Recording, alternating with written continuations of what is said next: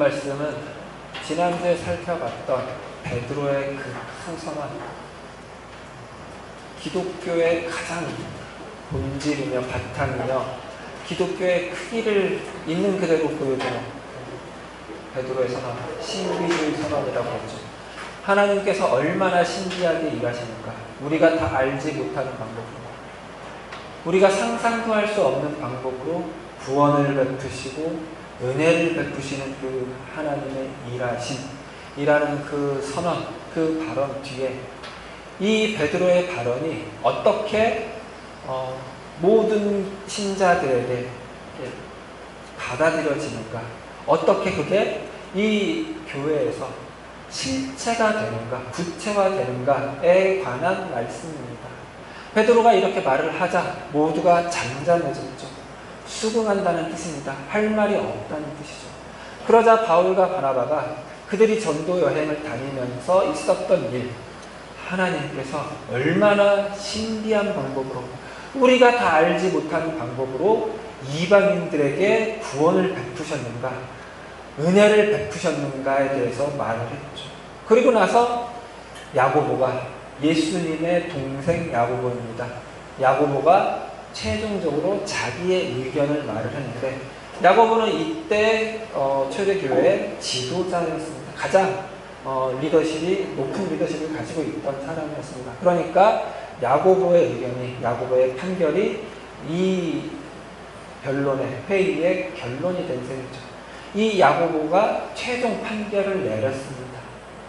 그러니까 이 야고보의 판결도 흐름상 베드로의 이야기, 하나님께서 얼마나 신비한 방법으로 우리에게 구원을 베푸셨는가, 그리고 바울과 바나바의 이야기, 하나님께서 얼마나 신비한 방법으로 이방인들에게 구원을 베푸셨는가, 이 이야기를 뒤이은 이야기입니까? 이 이야기들의 결론입니까? 역시 하나님께서 얼마나 신비한 방법으로 일하고 계시는가에 관한 말씀이겠죠. 그러나 이 야고보의 이야기를 보편적으로, 대체로는 이 구원 논쟁, 구원의 방법에 관한 논쟁, 교리적인 논쟁을 종결시키는 발언으로 보고 더 이상 이방인들에게 할례를 요구하지 않겠다. 우리가 이방인들에게 할례를 요구하지 않는 것처럼 통 크게 양보를 했으니까 대신에 이방인들의 이것만은 지키게 하자라는 식으로 해석이 되는 경우가 많습니다. 20절입니다. 19절부터 볼까요? 19절과 20절 말씀을 보겠습니다. 야고보의 이야기입니다. 그러므로 내 의견에는 이방인 중에서 하나님께로 돌아오는 자들을 괴롭게 하지 말고 다만 우상의 더러운 것과 음행과 목매어 죽인 것과 피를 멀리하라고 편지하는 것이 옳으니, 그런 것 같죠. 제일 중요한 문제, 할례를 받지 않으면 구원받지 못한다라고 하는 문제를 이렇게 눈 감아주는 것 같이, 넘겨주는 것 같이, 양보해주는 것 같이 해주고, 대신에 눈에 보이는 어떤 것, 20절에 나오는 그런 일들만큼은 하지 못하게 하자, 그런 것이죠. 이건 유대인이 식사 문화와 관련됩니다. 유대인이 먹지 않는 것들을 이방인들은 서슴없이 먹었는데 그거 먹지 못하게 하자. 그래서 유대인들이 이방인들을 할례 받지 않은 자라도 받아주는 만큼 대신에 식사를 같이 할 수 있는 조건만은 만들자, 이런 이야기처럼 들려요. 이렇게 읽히는 것은 사실은 대단히 소극적이고 좁은 해석을 하는 것과 같은데요. 이렇게 소극적이고 좁은 해석을 하는 이유는 이 예수님의 동생 야고보가 예수님이 살아계실 때에는 예수님을 따르지 않는 자였습니다. 그러니까 일반적인 유대인들이 그랬던 것처럼 율법을 잘 지킨 자였겠죠. 그러다가 부활하신 예수님이 이 동생 야고보를 찾아가서 그때 이제 예수를 믿기 시작했고 어떤 사건들을 통해서 이 초대교회의 지도자가 되었습니다. 그러나 이 야고보는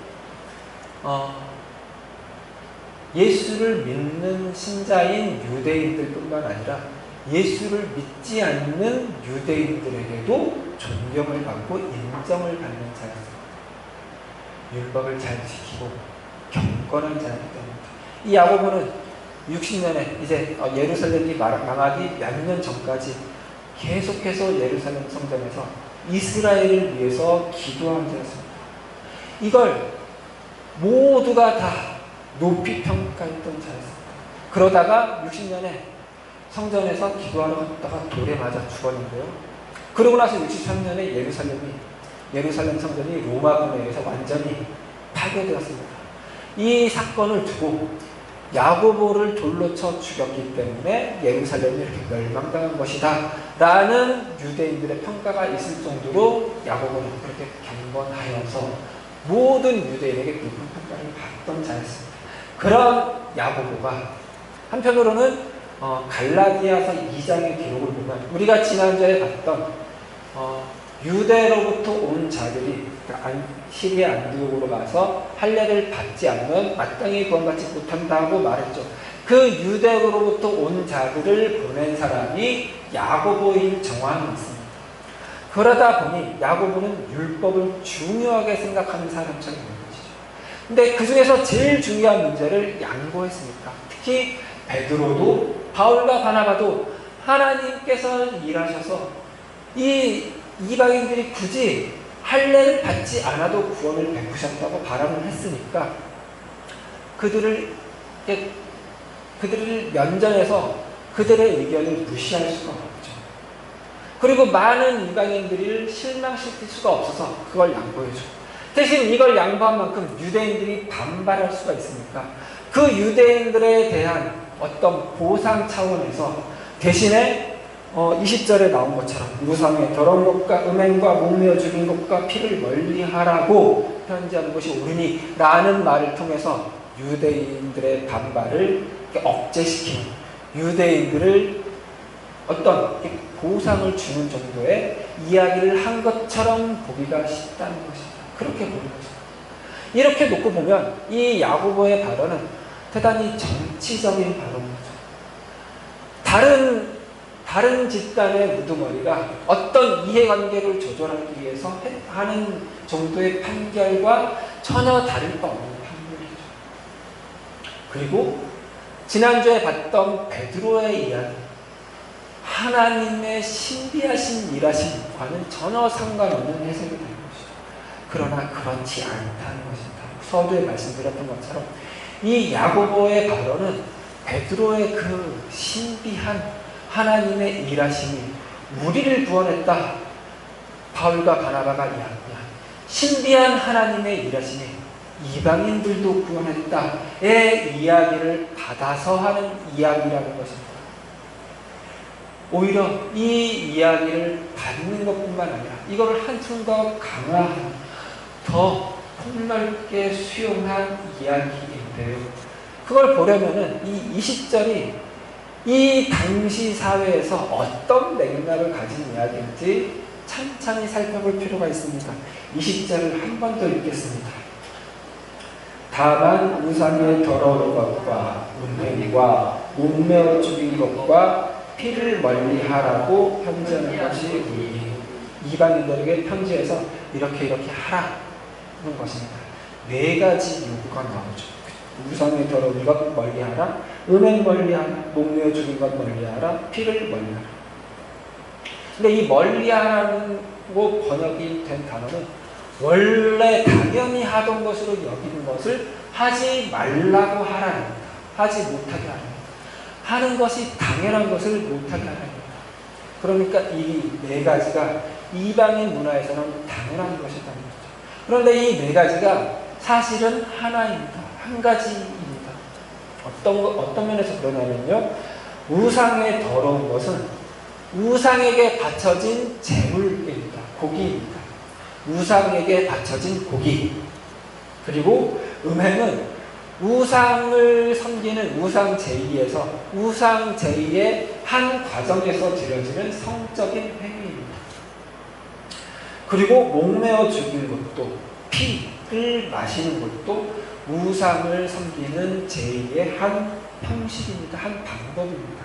그러니까 이 네 가지가 다 사실은 우상을 섬기지 말아라. 우상 제의에 참여하지 말아라는 말로 이렇게 종합될 수 있을 것입니다.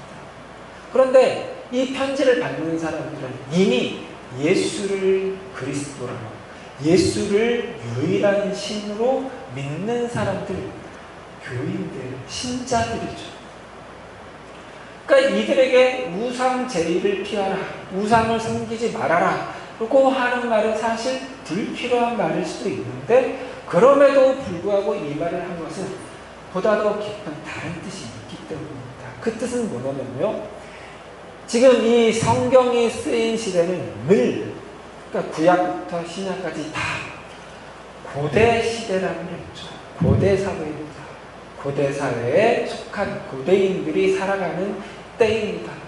이 고대인들은 지금 우리 현대인으로 분류되는 사람들과 사고방식이 완전히 다르다고 했다는 거 기억하십니까? 우리는, 우리의 이성은 늘 왜가 충족이 돼야 됩니다. 어떤 사건이 일어나면 왜라는 질문이 먼저 생기고 이유가 무엇인지 파악을 해야 됩니다. 원인이 무엇인지 파악을 해야 됩니다. 그러니까 우리에게 가장 중요한 사고는 인과관계입니다.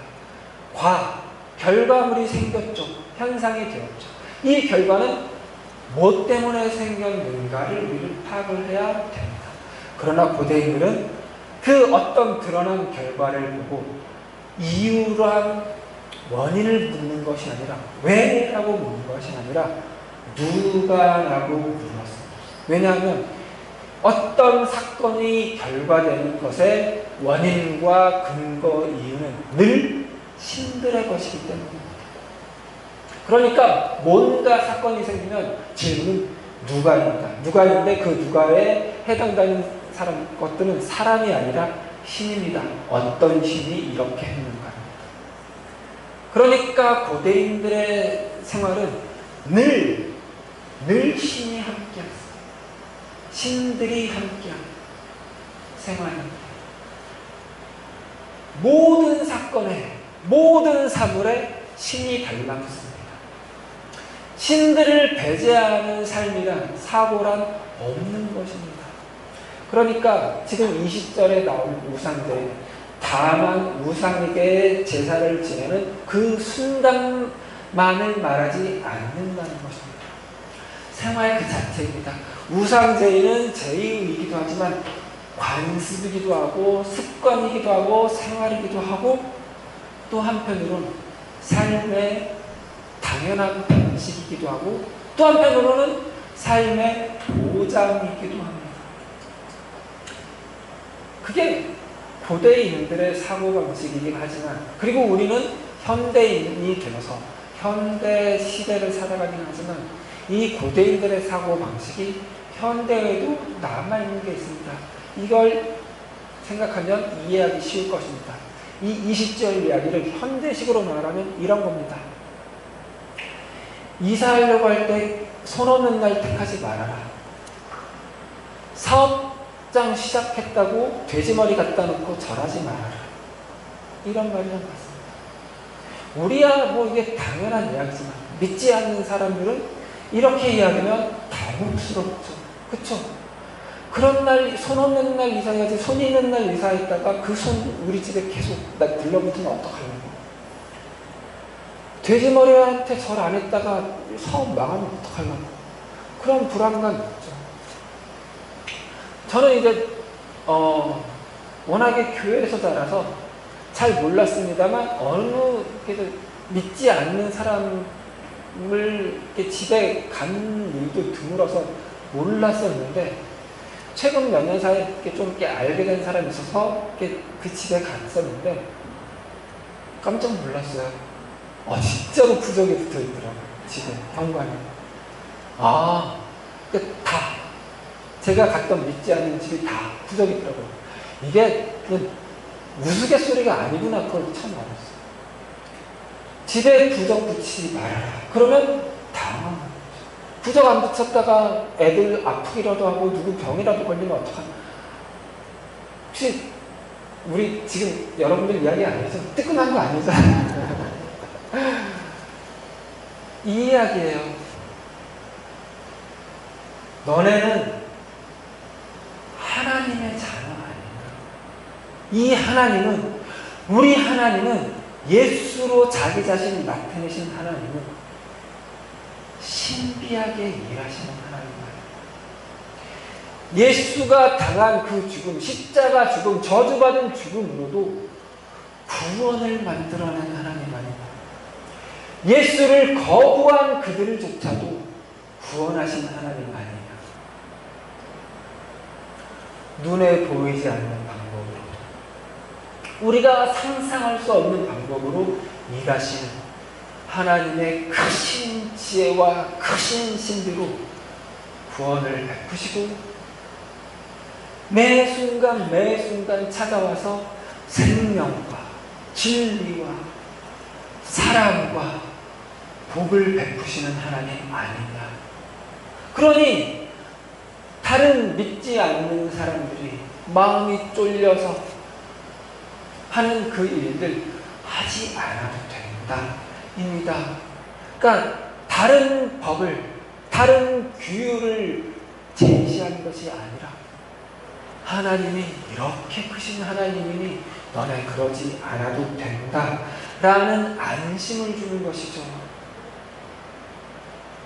그리고 이 이야기는 다만 이방인들을 향한 이야기일 뿐만 아니라 이방인들이 할례를 받아야 되지 않겠습니까? 라고 생각했던 유대인 신자들을 향한 이야기이기도 합니다.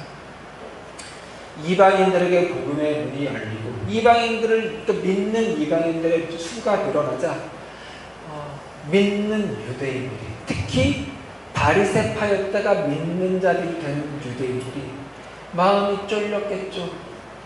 저렇게 할례도 받지 않은 자들이 수가 늘어나서 우리와 한편이라고 그러고, 이들이 더러운 것을 먹고 음행을 하고 목에 매달려 죽인 짐승을 먹고 피를 째로 마시고, 그런 자들이 점점 더 늘어나면 하나님이 우리에게 진노하신 것 아니겠는가? 하나님이 우리를 벌하시는 것 아니겠는가? 그리고 이방인들을 감싸는 다른 유대인들과 이방인들이 한편 먹고 우리가 한편 먹고 분열되는 것 아닌가? 이런 마음이 있었을 것입니다. 그런 유대인들을 향해서도 야고보가, 예수님의 동생 야고보가 말하는 것이죠. 괜찮다. 그래도 괜찮다. 왜냐하면 하나님은 그랬던 우리를 구원하신 하나님이시기 때문이다. 하나님은 우리가 다 알지 못하는 방법으로 우리에게 좋은 것을 주시는 하나님이시기 때문이다. 라는 선언입니다. 이 하나님이 우리 하나님입니다. 이 신비한 방법으로 일하시는 하나님이 우리 하나님이라는 선언을 우리는 매주일 와서 하는 것이죠. 우리는 다 알지 못했었더라도, 우리도 모르는 사이에 찬송을 통해서, 기도를 통해서, 이 예배를 통해서, 이 설교를 통해서 계속해서 우리는 선언해왔죠. 하나님은 크신 하나님이다. 우리가 아는 것보다 크신 하나님이다. 우리가 모르는 방법으로 일하시는 하나님이다. 우리의 현실이 이렇게 초라해도, 이렇게 아무래도 이렇게 저주받는 것 같아도 하나님은 이미 우리 삶 가운데 들어오셔서 신비한 방법으로 일하고 계시는 하나님이다. 우리에게 매 순간 구원을 베푸시는 하나님이다. 우리가 살아가는 이 현실 속에서 이 왼수 같은 것들, 가족 떠올리는 반칙인데 어쩔 수가 없습니다. 그러나 그 왼수 같은 것들을 통해서도 하나님이 나에게 가장 좋은 것을 만들어 가고 계시는 하나님이시다 라는 선언을 우리는 예배를 통해서 하고 있죠. 이 예배를 통해서 했다면 우리의 삶도 동일하게 그 선언의 연장선상에 있습니다. 우리의 삶도, 우리가 우리 삶을 마지못해 살아가더라도, 어쩔 수 없이 살아가더라도 헉헉대면서, 혹은 하나님 도대체 뭐 하십니까? 원망하면서 살아가더라도 우리가 이 삶을 계속해서 살아낸다면, 포기하지 않는다면, 주저앉지 않는다면 우리의 삶은 똑같은 선언입니다. 하나님은 우리가 아닙니다. 크신 하나님이시다.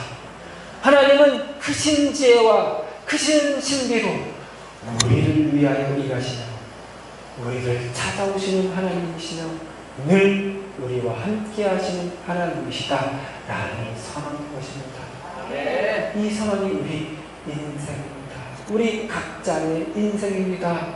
하나님께서 찾아오사 일하시는 시공간 인생, 이 선언이 우리 성도님들에게 늘 있기를 바랍니다. 그리고 진짜 아닌 것 같을 때 그렇게 외치고 주장할 수 있는 우리 성도님들 됐으면 좋겠습니다. 그리고 적어도 그게 안 되더라도 우리 이렇게 모여서, 같이 모여서 그 하나님 감사하며 찬송하며 외치며 선언하는 우리 인생교회 되시기 바랍니다. 기도하시겠습니다. 하나님 감사합니다. 하나님은 크신 하나님이십니다. 우리의 모든 것을 받아주시고 우리가 죄인 되었을 때라도, 우리가 하나님의 원수 되었을 때라도 아들 예수 그리스도를 십자가에 달려 죽게 하시기까지 사랑하사 구원을 베푸시고 은혜를 베푸신 하나님이시니, 우리가 예수 그리스도로 말미암아 구원받은 마당에, 하나님의 자녀받은 마당에, 하나님의 사랑을 받는 하나님의 백성이 된 마당에 더 좋은 것을 주시지 않겠느냐고 하나님께서 우리에게 말씀하시며, 그 방법이 얼마나 신비한지, 얼마나 놀라운지, 하나님의 크신 지혜가 담겨 있는지 기억하라고 하시는 말씀 기억하겠습니다. 그렇게 우리 인생을 살아내겠습니다. 우리 삶 가운데 힘든 순간이 다가올 때마다, 이해하지 못할 순간이 다가올 때마다 하나님께서 이 인생 가운데 일하고 계신다고, 나와 함께 하신다고 주장하며 외칠 수 있는 우리가 되게 도와주시옵소서. 이 인생이 하나님께서 함께 하시는, 일하시는 순간이라고 기억하게 하여 주시옵소서. 그렇게 하루하루를 이겨낼 수 있고 살아낼 수 있는 우리가 되게 하시고, 그 살아냄을 기뻐하시며 잘했다고 칭찬하시는, 사랑한다고 말씀해 주시는 하나님께 감사하며 사랑한다고 말할 수 있는 우리가 되게 하여 주시옵소서. 감사드리며 예수 그리스도 이름으로 기도드렸습니다. 아멘.